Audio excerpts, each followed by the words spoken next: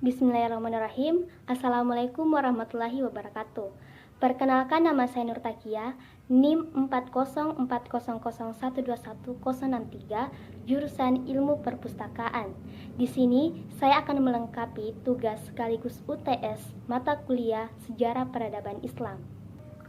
Untuk soal yang pertama, jelaskan pola Islamisasi di Nusantara. Penyebaran Islam di Nusantara adalah proses menyebarnya agama Islam di Nusantara, sekarang Indonesia. Islam dibawa ke Nusantara oleh pedagang dari Gujarat, India selama abad ke-11. Meskipun Muslim telah mendatangi Nusantara sebelumnya, butuh rujukan pada akhir abad ke-16, Islam telah melampaui jumlah penganut Hindu dan Buddhisme sebagai agama dominan bangsa Jawa dan Sumatera.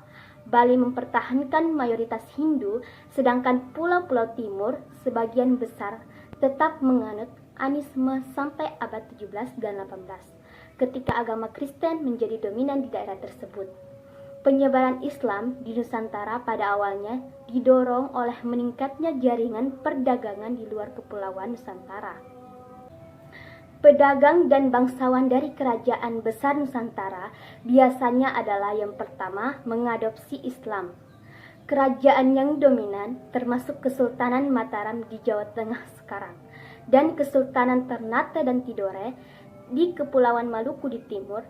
Pada akhir abad ke-13, Islam telah berdiri di Sumatera Utara. Abad ke-14 di timur Laut Malaya, Brunei, Filipina Selatan, di antara beberapa abdi kerajaan di Jawa Timur, abad ke-15 di Malaka dan wilayah lain dari Semenanjung Malaya, sekarang Malaysia. Meskipun diketahui bahwa penyebaran Islam dimulai di sisi barat Nusantara, kepingan-kepingan bukti yang ditemukan tidak menunjukkan gelombang konversi bertahap di sekitar setiap daerah Nusantara, melainkan bahwa proses konversi ini rumit dan lambat. Meskipun menjadi salah satu perkembangan yang paling signifikan dalam sejarah Indonesia, bukti sejarah babak ini terkeping-keping dan umumnya tidak informatif sehingga pemahaman tentang kedatangan Islam ke Indonesia sangat terbatas. Ada perdebatan di antara peneliti tentang apa kesimpulan yang bisa ditarik tentang konversi masyarakat Nusantara kala itu. Bukti utama setidaknya dari tahap-tahap awal proses konversi ini adalah batu nisan dan beberapa kesaksian peziarah. Tetapi bukti ini hanya dapat menunjukkan bahwa umat Islam pribumi ada di tempat tertentu pada waktu tertentu. Bukti ini tidak bisa menjelaskan hal-hal yang lebih rumit seperti bagaimana gaya hidup dipengaruhi oleh agama baru ini atau seberapa dalam Islam mempengaruhi masyarakat. Dari bukti ini tidak bisa diasumsikan bahwa karena penguasa saat itu dikenal sebagai seorang Muslim, maka proses Islamisasi daerah itu lengkap dengan mayoritas penduduknya telah memeluk Islam. Namun proses konversi ini adalah suatu proses yang berkesinambungan dan terus berlangsung di Nusantara, bahkan tetap berlangsung sampai hari ini di Indonesia modern. Namun demikian, titik balik yang jelas terjadi adalah ketika kerajaan Hindu Majapahit di Jawa dihancurkan oleh kerajaan Islam Demak. Pada 1527, pemimpin perang Muslim Fathahillah mengganti nama Sunda Kelapa yang baru ditaklukkannya sebagai Jayakarta, berarti kota kemenangan, yang akhirnya seiring waktu menjadi Jakarta. Asimilasi budaya Nusantara menjadi Islam kemudian meningkat dengan cepat setelah penaklukan ini. Soal yang kedua, jelaskan jalur Islamisasi di Nusantara.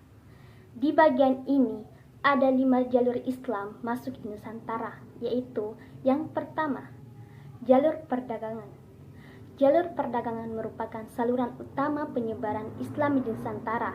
Dalam buku Arkeologi Islam Nusantara 2009, karya Uka Jandra Sasmita, pembawa dan penyebar agama Islam pada masa-masa permulaan adalah golongan perdagangan. Pada sekitar abad 7-16 Masehi, Kepulauan Nusantara merupakan kawasan perdagangan internasional yang ramai dikunjungi oleh pedagang-pedagang internasional, termasuk pedagang dari Arab, Persia, dan Gujarat. Ramainya aktivitas perdagangan Nusantara menjadi faktor penting dalam kesuksesan Islamisasi Nusantara melalui jalur perdagangan. Selanjutnya yang kedua, Jalur pendidikan. Islamisasi di Nusantara semakin berkembang pesat ketika para ulama, guru agama, dan raja turut menyebarkan agama Islam melalui pendidikan. Para ulama dan guru agama mendirikan pondok pesantren sebagai tempat pengajaran Islam dan keterampilan hidup bagi masyarakat Nusantara. Jaringan keilmuan Islam Nusantara juga dapat terbentuk melalui perkembangan pesantren di Nusantara. Selanjutnya yang ketiga, jalur perkawinan. Jalur perkawinan merupakan salah satu cara yang mudah dan efektif dalam Islamisasi Nusantara.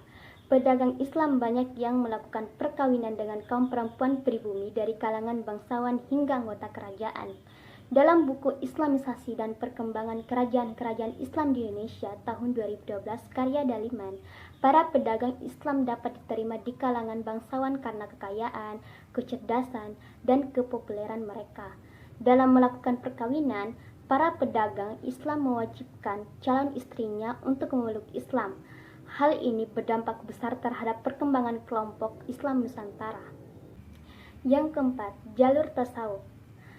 Tasawuf merupakan ajaran ketuhanan yang berfokus pada pembersihan diri dan mensucikan diri. Pada berkembangnya ajaran ini kerap dikaitkan dengan hal-hal yang bersifat magis.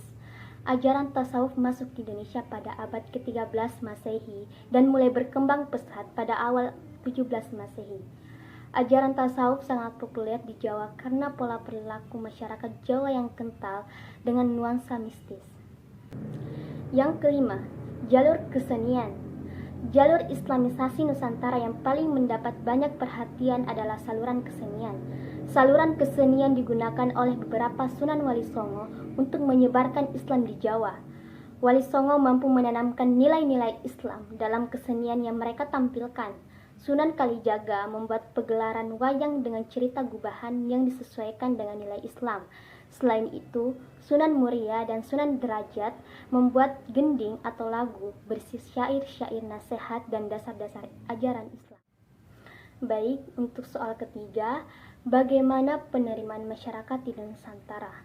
Dalam merespon masyarakat Islam pada masa Islamisasi, Islam mudah diterima di Nusantara karena beberapa faktor, yaitu yang pertama, syarat masuk agama Islam tidak berat, yaitu dengan mengucapkan kalimat syahadat.